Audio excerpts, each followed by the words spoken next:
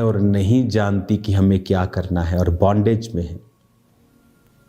सिर्फ परमेश्वर का वचन ऐसा है जो हमें इस बंधन से, इस बॉन्डेज से बाहर निकाल सकता है, क्योंकि ये वो मैनुअल बुक है जिसमें जो मेरे लिए और आपके लिए लिखी गई है, जो ये बताती है हमें अपने जीवन को कैसे जीना है और हम छुटकारा पा सकते हैं।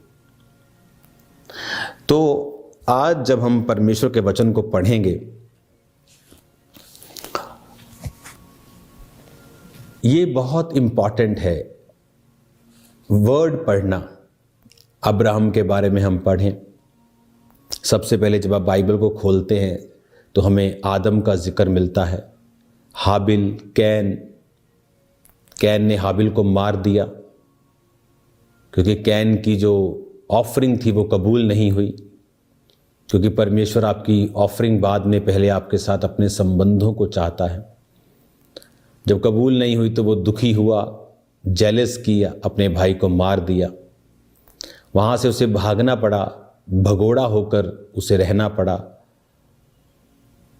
उसके बाद परमेश्वर ने आदम को और संतान दी और उसके ज़रिए से परमेश्वर ने नूह को पैदा किया, नूह से फिर अब्राम को पैदा किया।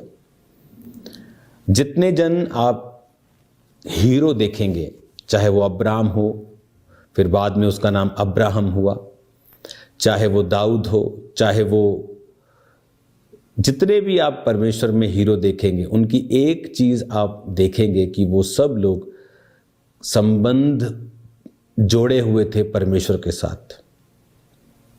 अगर आप उत्पत्ति 12 उसकी 5 से लेकर 9 आयत तक पढ़ते हैं तो यहाँ पर अब्राहम जहाँ जहाँ जाता था, जब प्रभु ने उसे बुलाहट दी तो वहाँ जाकर वो वेदी बनाता था, वहाँ जाकर वो वहाँ प्रार्थना करता था, वेदी पर भेंटों को चढ़ाता था।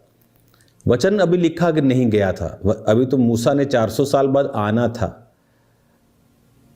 अभी तो वो मूसा का ग्रैंड पेरेंट्स चल रहे हैं, अभी तो मूसा के, अभी तो वचन पूरा होना था कि ये लोग 400 वर्ष तक इनके वश में रहेंगे। उसके बाद परमेश्वर ने छुड़ाकर प्रतिज्ञा के देश देगा।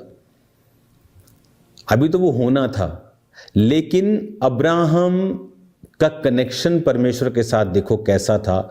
वो भेंटों को चढ़ाता था, दशमांश देता था, प्रार्थना करता था वेदी बनाकर।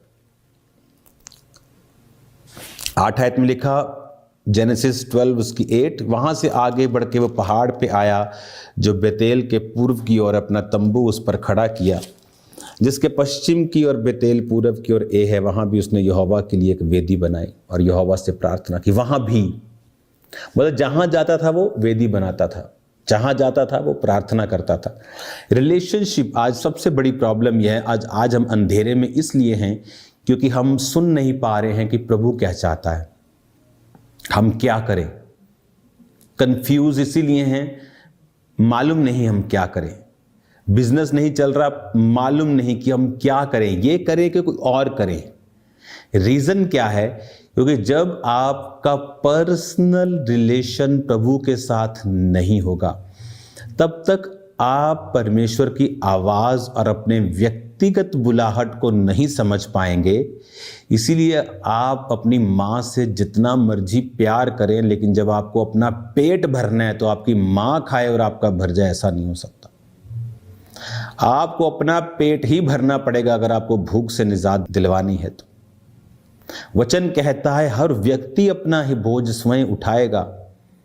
अगर आपको हील होना है तो दवाई आपको खानी है, प्रार्थना आपको करवानी है।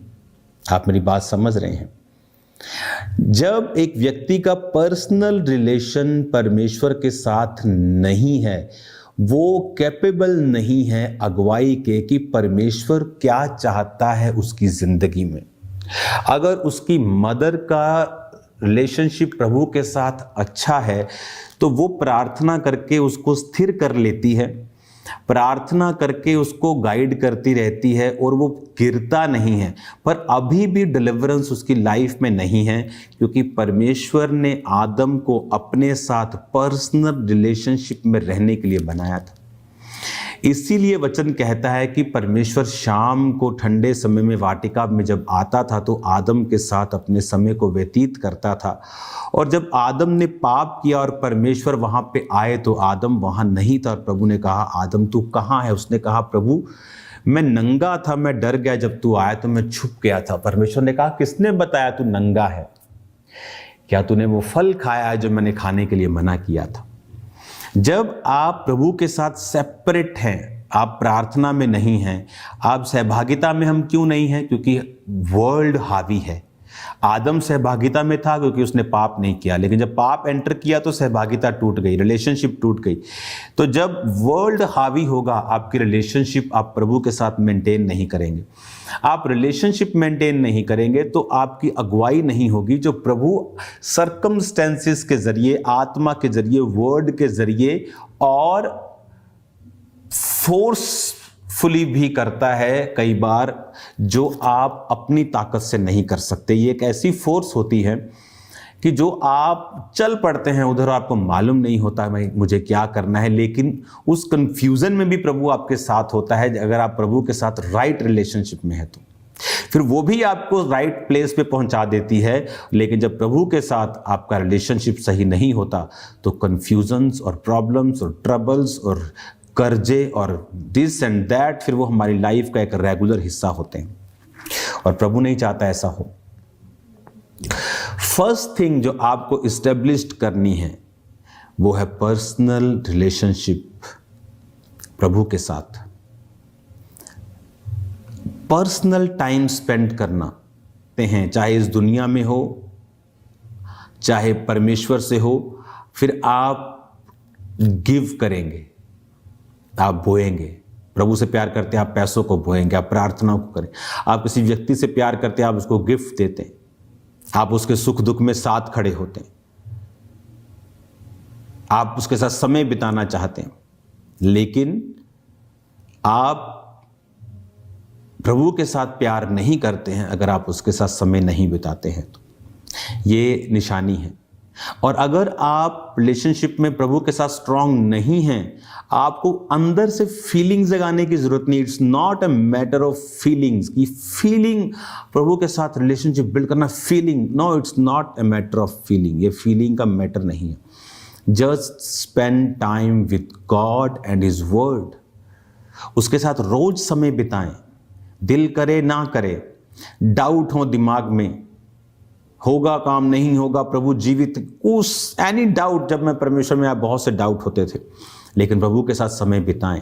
सडनली धीरे धीरे आपको आदत पड़ जाएगी। फिर सडनली होगा एकदम, लेकिन धीरे धीरे जब चलना शुरू होंगे फिर एकदम से सडनली होगा।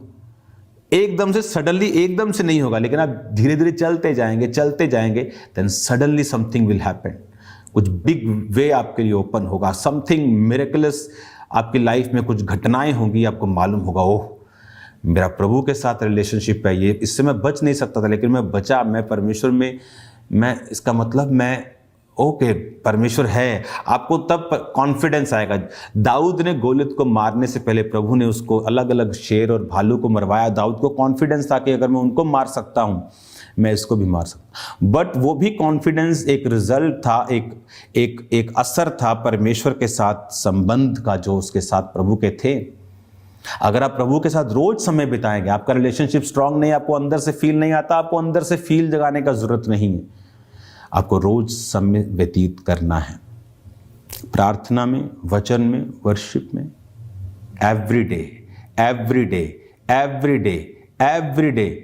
और आपको मालूम भी नहीं होगा कि सडनली कुछ देर के बाद आपका प्रभु के साथ एक स्ट्रांग रिलेशन होगा।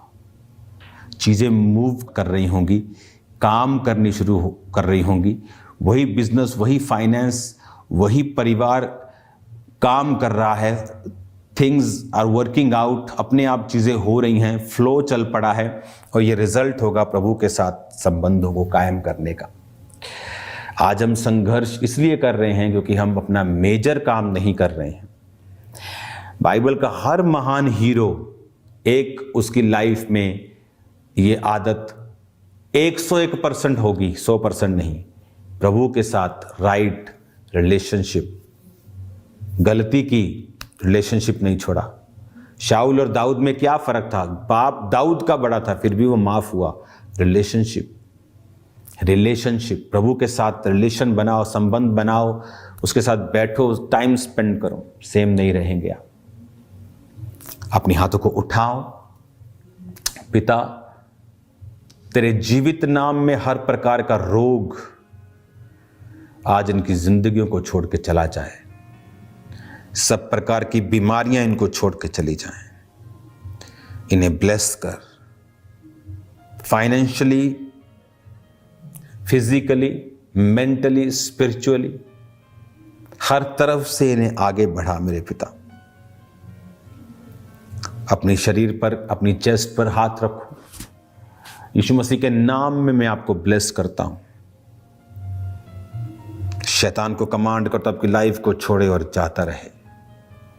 आप ब्लेस्ड हैं यीशु के नाम में।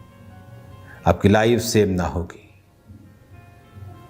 जितनों के रिलेशन कमजोर है, खुदावंद के साथ फिर से बनाए। आपकी लाइफ सेम ना होगी।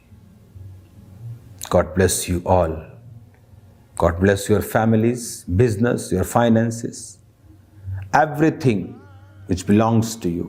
May God bless you and increase you in Jesus name. यीशु मसीह का आत्मा आपको आगे लेके जाएगा और वो आपको बढ़ाएगा और आप सेम ना होंगे। यीशु के नाम में आमीन। हर बीमारी, हर दुष्ट आत्मा तुम्हारे शरीर को छोड़कर खाली करे बॉडी